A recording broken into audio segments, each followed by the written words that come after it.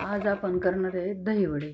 तर त्यासाठी ना मी 400 ग्रॅम उडीद डाळ घेतलेली आहे, भिजून घेतली 5 ते 6 तास आणि पाणी काढून धुवून घेतली. आणि हे इकडं अर्धा किलो दही आहे, घट्ट दही घ्यायचं एकदम.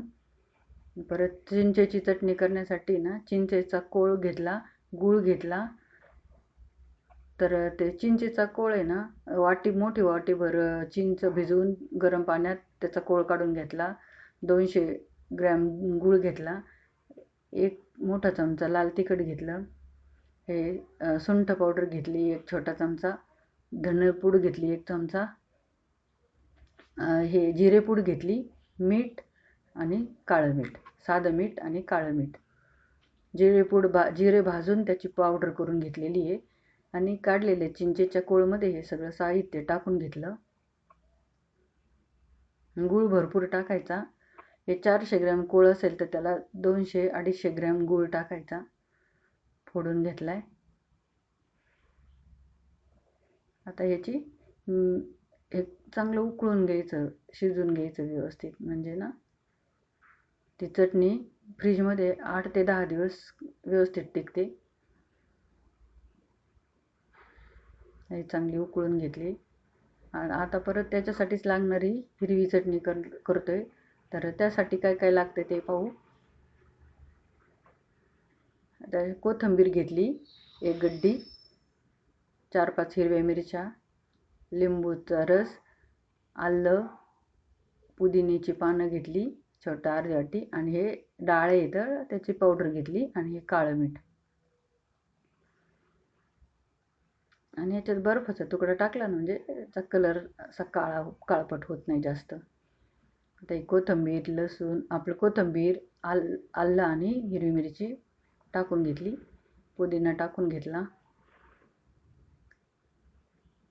त्यात हे डाळ्याची पावडर होती ती टाकली थोडी, म्हणजे दाटसरपणा येतो थोडासा, एकदम पातळ नाही होत चटणी. आणि लिंबू पिळायचं थोडंसं, अर्ध लिंबू पिळलेलं आहे मी. आणि हे काळं मीठ टाकलं. साधं मीठ आधी टाकलेलं होतं त्यानुसारच काळं मीठ टाकायचं. आणि बर्फाचे 1-2 तुकडे टाकले, त्याच्यामुळं असं खूप काळपट कलर येत नाही म्हणून. हे मिक्सर करून घेतलं.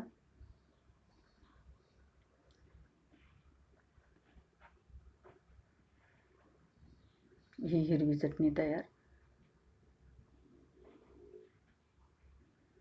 आता इकडे भिजवलेली उडीद डाळ आहे ना, ती टाकून घेतली मिक्सरच्या भांड्यात.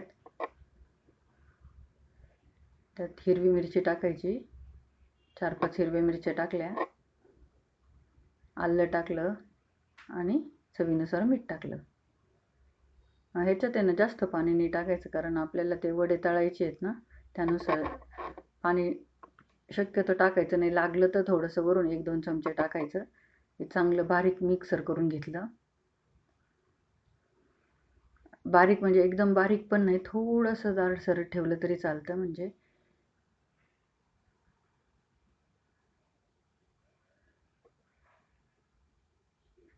आता हे सगळं मिक्सर करून एका बाउलमध्ये काढून घेतलं. आणि हे एका डिरेक्शनमध्ये चांगलं फेटून घ्यायचं. चमच्याने घ्या किंवा हाताने फेटलं तर अजून चांगलं. हाताच्या उष्णतेने ते अजून फ्लफी होतं बॅटर. आता हे चांगलं मिक्स करून असं हे करून घेतलं चांगलं. आणि ते आता एका बाउलमध्ये पाणी घेतलं आणि त्याच्यात टाकून पाहायचं. ते वरती आलं ना टाकलेलं पीठ की समजायचं चांगलं फ्लफी झाले. आता तळण्यासाठी इकडं पॅन गरम करून घेतली, त्याच्यात तेल टाकलं.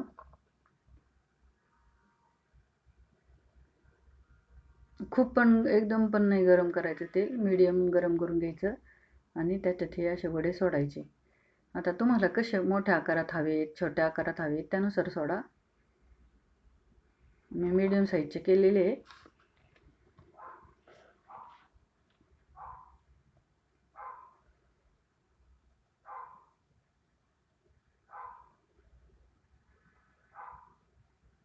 आता छान फुलले व्यवस्थित, असे सोनेरी कलरवर असे तळून घ्यायचे.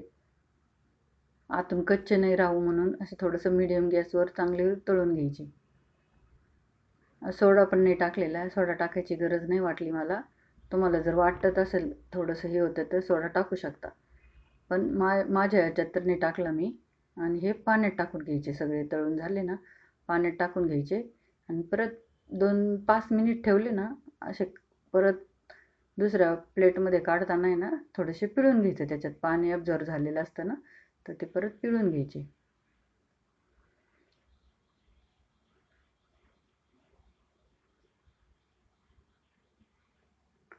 आता हे पिळून मी एका प्लेटमध्ये ठेवले. इकडं हे दही आहे ना, असं साईडचं घट्ट दही घेतलेलं आहे.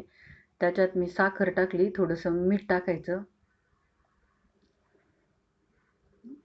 काळं मीठ टाकलेलं आहे आणि थोडंसं चिमूटभर साधं पण टाकायचं. आणि हे चांगलं फेटून घ्यायचं दह्याचं. हे दही आहे ना चांगलं मस्त असं फेटून घ्यायचं व्यवस्थित.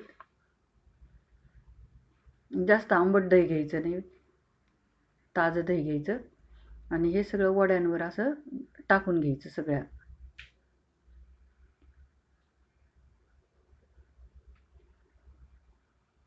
त्याच्यावर हिरवी चटणी टाकायची.